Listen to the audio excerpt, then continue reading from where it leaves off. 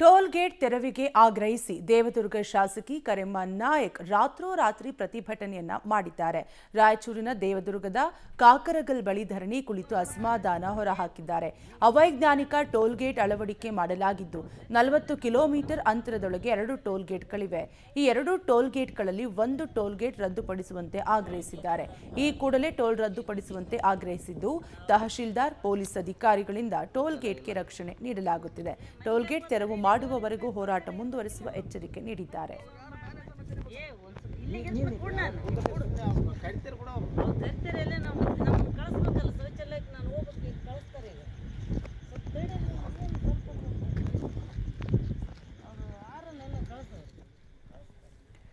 Toll gate ತೆರವಿಗೆ ಆಗ್ರಹಿಸಿ ದೇವದುರ್ಗ ಶಾಸಕಿ ಕರೆಮ್ಮ ನಾಯಕ್ ರಾತ್ರೋರಾತ್ರಿ ಪ್ರತಿಭಟನೆಯನ್ನ ಮಾಡಿದ್ದಾರೆ. ರಾಯಚೂರಿನ ದೇವದುರ್ಗ ಕಾಕರಗಲ್ ಬಳಿ ಧರಣಿ ಕುಳಿತು ಅಸಮಾಧಾನವನ್ನ ಹೊರಹಾಕಿದ್ದಾರೆ.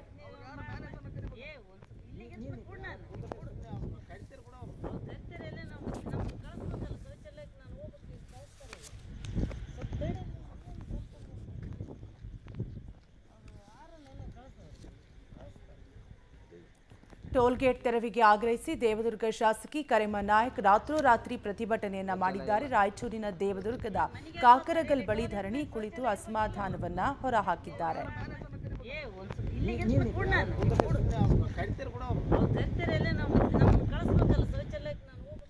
ಒಟ್ಟಾರೆಯಾಗಿ ಟೋಲ್ ಗೇಟ್ ತೆರವಿಗೆ ಆಗ್ರಹಿಸಿ ದೇವದುರ್ಗ ಶಾಸಕಿ ಕರೆಮ್ಮ ನಾಯಕ್ ರಾತ್ರೋರಾತ್ರಿ ಪ್ರತಿಭಟನೆ ನಡೆಸಿದ್ದಾರೆ. ಇದರ ಜೊತೆಗೆ ನಿನ್ನೆ ನಡೆದಂತಹ ಜಿಲ್ಲಾ ಪಂಚಾಯಿತಿ ಸಭಾಂಗಣದಲ್ಲಿ ನಡೆದ ಕೆಡಿಪಿ ಸಭೆಯಲ್ಲೂ ಕೂಡ ಇದರ ಬಗ್ಗೆ ಧ್ವನಿಯನ್ನ ಎತ್ತಿದ್ರು. ಇದೆಲ್ಲದರ ಮಧ್ಯೆ ರಾತ್ರೋರಾತ್ರಿ ಪ್ರತಿಭಟನೆಯನ್ನು ಕೂಡ ಮಾಡಿದ್ದಾರೆ.